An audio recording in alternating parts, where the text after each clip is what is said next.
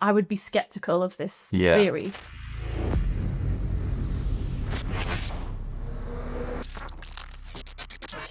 Hi there and welcome to From Ideas to Results. I'm joined by Kitty from our content team and we're going to be exploring the latest topics happening in the world of content. Some really interesting ones. We've got fast SEO and AI summaries we're going to dive into, and also zero-click branding and bias attacks. All very kind of AI related as it is these days. Let's start with topic number one, which is the fast SEO and AI summaries. Give us an introduction of what that is. Ahrefs' CMO has come out with a new kind of theory about evergreen content. Basically, he's suggesting, as many of us are, if traffic is going down to your blogs, why do we invest all this time and energy into creating these lead magnets that, take ages to produce and make visuals for? He's kind of proposing this new fast SEO, which is scrap that evergreen content, it's dead. Let's focus on producing short form content that hops on trends, that's really news based. So that's the theory. What I think is it's a bit of a knee-jerk reaction to brands seeing less traffic. I don't think it's fully taking into account the fact that it's not necessarily about clicks anymore, it's more about visibility. I would be skeptical of this theory. I don't think we should can evergreen content,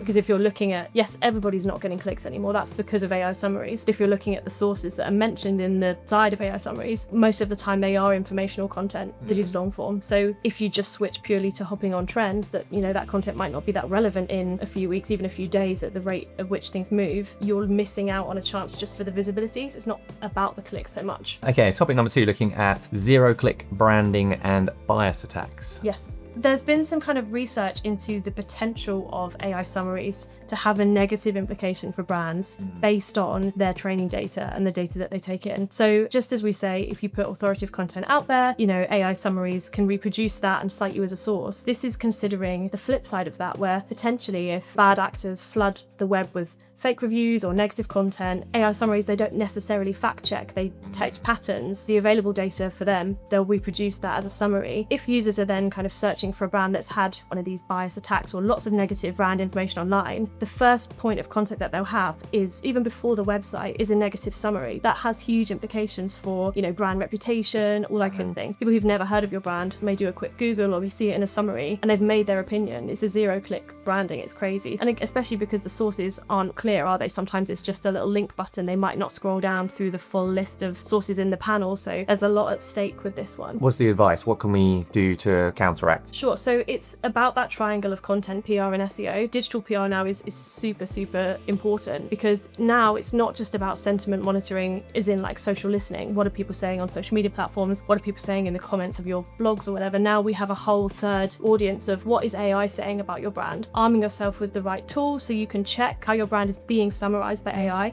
That's important. But in terms of counterbalancing it, you kind of want to do the opposite. You want to do positive content flooding. So you want to secure high quality media placements, backlinks, brand mentions, that kind of thing, with reputable sources to outweigh any possible negative sentiment. So that's why now it's really important to have really watertight content that you're putting out that's good about your brand. So your author pages, your about us pages, any credible authoritative content you can get out there that would essentially drown out the negative stuff. If that's seen as more credible and more authentic representation of your brand, that will be more favored in the source material and therefore flip the narrative a bit. So there's a lot at stake with exploring. Interesting. Yeah, really interesting. Well, there we go. Those are the things happening in the world of content. That is it from us this time. And if you'd like to find out more, check out our website and our socials, and we'll see you again next time.